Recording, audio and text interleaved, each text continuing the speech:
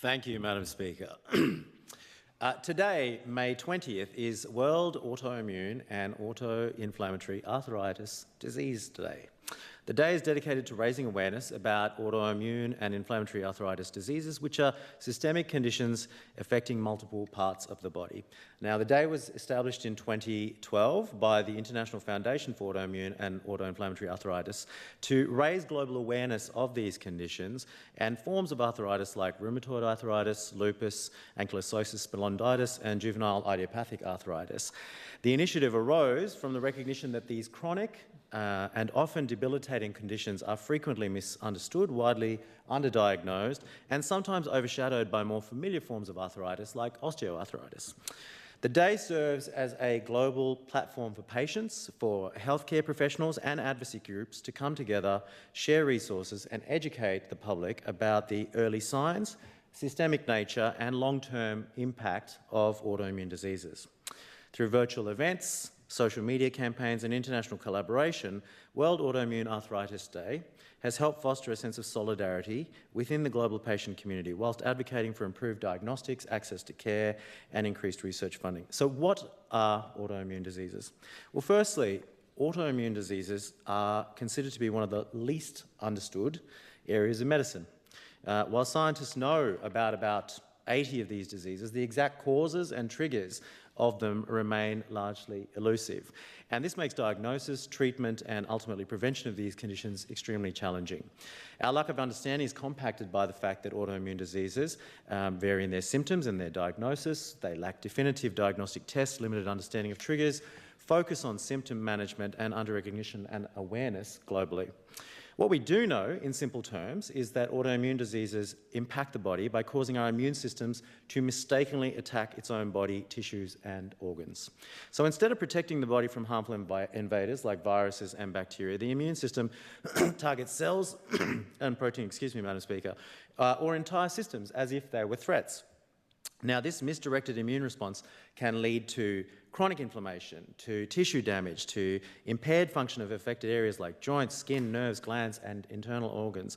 And likewise, common impacts include debilitating fatigue, pain, particularly in the muscle and joints, skin rashes, digestive issues, and hormonal imbalances. And over time, these diseases can lead to permanent damage if they're not properly managed, potentially resulting in disability and/or life-threatening complications.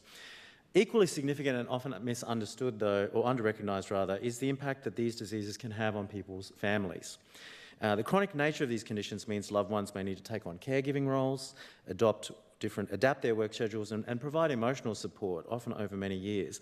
Now, this can play and strain, as we know, as with many other conditions, on relationships, finances, the overall family well-being, particularly when people are affected by experiences which are unpredictable and often to unpredictable flare-ups and to ongoing pain and fatigue. For families with young children and young adults, there may be additional stress around schooling, social life, and even future independence. And partners, likewise, often report feelings of helplessness, burnout, and anxiety as they try to support loved ones whilst maintaining household stability. Now, the cumulative effect can be a reduced quality of life for not just the patient, but for the family unit as a whole. And support groups, flexible employment options, and access to reliable healthcare and counselling are critical in helping families to manage the long-term impacts of diseases such as this. And this is where the critical services provided by our healthcare providers becomes so pivotal. And in the NT health and hospital system, there is an important role that is played by a broad delivery of services to try and support autoimmune care. These institutions provide access to multidisciplinary teams comprising rheumatologists, immunologists, neurologists, allied health professionals, all of whom work collaboratively to offer comprehensive treatment in a really difficult area. Now, these services help to ensure that autoimmune healthcare is accessible to Territorians, and I thank our healthcare workers for working on these difficult to pin down diseases, and clinicians and researchers as well, in some, for their dedication to patients and advancing treatment options in this field. I thank them, not least, because I'm the beneficiary of their efforts.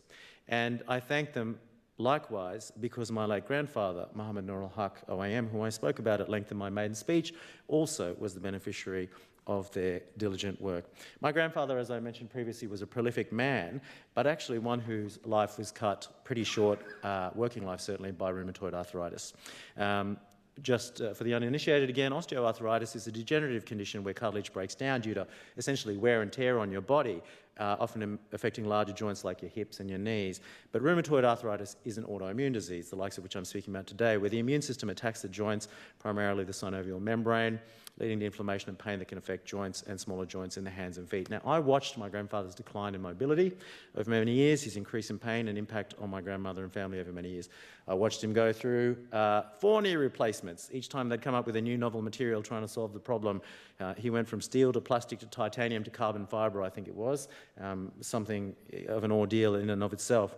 I guess the point I'm making is that there was, in his day, less public awareness, less support, less sympathy, and fewer treatment options available for autoimmune diseases, which are one of the vanguard areas for medical research in the modern era. And I'm glad that things are better in 2025 than they were in 1985 and 1995 for him in managing those conditions. The other reason I mention this is because I too manage an autoimmune condition, which I mentioned in my maiden speech, myasthenia gravis, which is a random condition that nobody interesting or famous has, except for the godfather of Indian cinema, Amitabh Bachchan. So Indians frequently will recall exactly who he is and what the condition is. I'm no Bollywood film star, as we all know, but we do share in common the chronic autoimmune disorder where the immune system attacks neuromuscular junctions throughout our body, disrupting communication between nerves and muscles, which leads to fluctuating muscle weakness and fatigue and worsens activity and improves with rest. Now, the disease can affect muscles controlling eyes, facial expression, chewing, swallowing, and speaking. But I'm pleased to report, as you can all attest to, that whilst many in this House may have noticed me winking at them on a regular basis because of my variable vision, I clearly have not lost lost my control of my capacity to speak. I'm probably not going to be able to hit a cricket ball very well ever again, though. I do thank, though, in all seriousness, all of those who have helped me on my health journey, noting that it's only with the help of others that you can overcome the myriad challenges that life presents you, and that includes, no less, the lovely people at RDH and within our neurology services here. So while there's no cure per se for my ailment, treatments like medications, thymectomies, a complicated surgery that was performed on a mouse successfully some 80 years ago, and so people continue to process, as well as blood transfusions help people like myself manage the symptoms of an autoimmune condition and lead relatively normal lives. And on that note, again, I thank the staff at the day surgery clinic at the RDH, who I periodically see for, as my friends euphemistically call it, an oil change. And so, look, Madam Speaker, I raise all this tonight in all seriousness, certainly not for pity, but to raise awareness, and moreover, to express gratitude. To take a moment to appreciate our health systems, to appreciate modern medicine, and perhaps also be reminded that behind the scenes, we're all struggling with the innumerable complexities of life. Gratitude sustains optimism, as I noted in my maiden speech, and I think it's a good outlook to have in general. Likewise, we all face trials and tribulations, and it's worth occasionally reinforcing in places like this, at times like this, the importance of being kind to one another, and of being considerate to one another, even in our sometimes combative workplace. Now, with that sentiment in mind, I will continue to draw attention to the ever increasingly obscure, such as World Autoimmune Arthritis Day, and support awareness initiatives, because I think it's important to not just shine a light on it in the abstract, but in terms of how these things impact us in our place and in our context.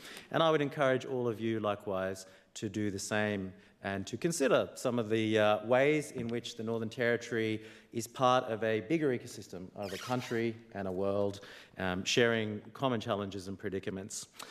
So on that note, Madam Speaker, thank you very much for your indulgence, and happy, insofar as it can be, World Autoimmune Arthritis Day to everyone.